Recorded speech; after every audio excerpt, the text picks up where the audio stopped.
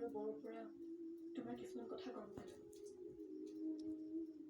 তুমি বোলে দাদাক লগ কৰিছিলা? তাৰমানে দাদাই মোক মিছা কথা ক'লে।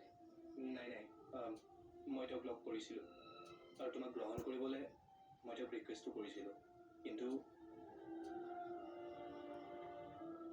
তেওঁ নুশুনিলে। তথাপিও মোৰ কাৰণে তুমি চেষ্টা কৰিলা। Thank U.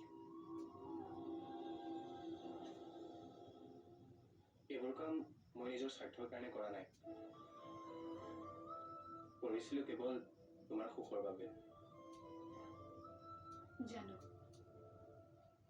মই তোমাক প্ৰেমিকা বুলি জীৱনতো ভাবিব নোৱাৰিম, বন্ধু বুলি সদায় ভাবিম।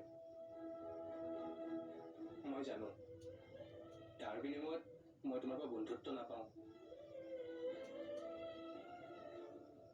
কিন্তু আক্ষেপ নাই।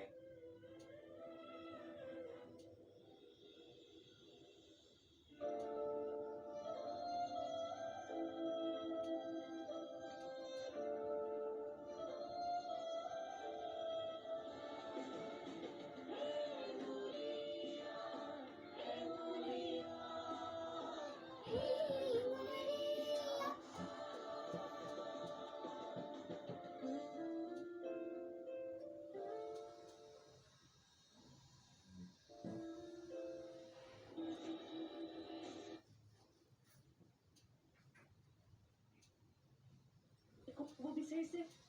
তেখেতে কিবা এটা ক'ব বিচাৰিছে, মাজত মাত নিদিম। কওক, আপোনাৰ আপত্তিৰ কাৰণ কি?